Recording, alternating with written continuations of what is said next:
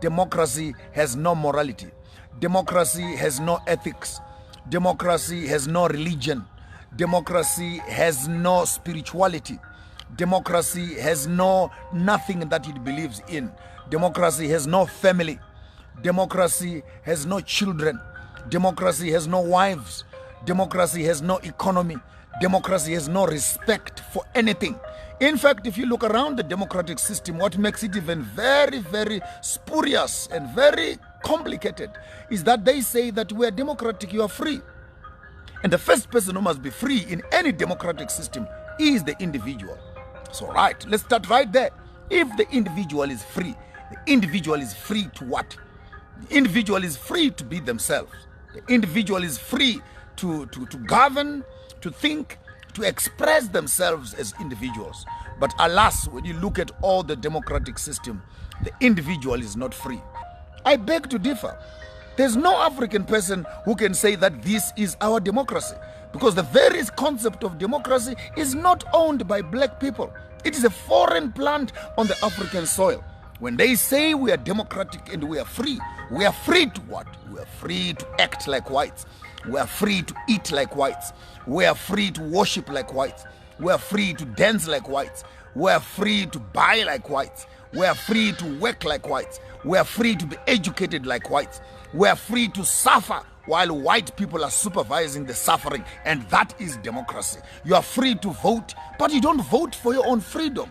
You vote so that some few people that have been elected by a system which is being governed by another system, which is being sponsored by another system, must run the common people and have access to resources of those countries. They call this democracy in Africa. I beg to challenge every politician out there who has got a better explanation that democracy will work on African ground. Please come forward and challenge me on that. We can say that we are free, but our freedom is rotting, is eating, is cankering, is destroying, is vandalizing our own systems. We are simply an audience that is floating in the midst of a system that is being managed by those who have resources. I want to say it very clearly, that poor people have no choices. Poor people have no choices. Choices are for the rich people. So show me a democratic system that allows common people to be rich. No, democracy is actually a fine-tuned system of capitalism, with some small little elements of socialism and a little bit here and there of some hierarchical and cultural tolerance. But democracy, in all honesty, is not a system that was built by Africans, to be maintained by Africans, to be assumed by Africans. Our form of governance as Africans is Ubuntu. Ubuntu is our governance. I am because you are. It does not make sense that Africa can have so many resources, yet Africa still languishes in poverty. We have banks that we don't own. We have education systems that we don't own. We have curriculums that we never wrote.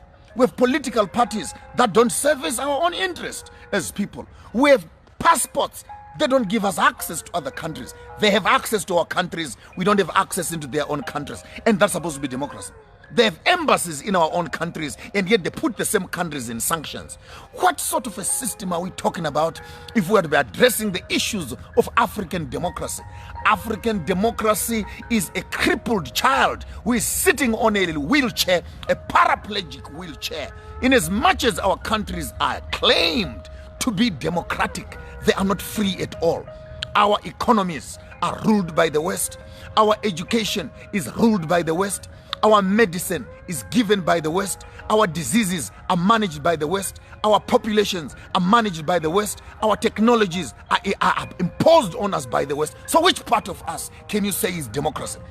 The same countries, they sponsor a government, they sponsor a surrogate government, the government gets into power. After they're in power, then you put the same government in sanctions again.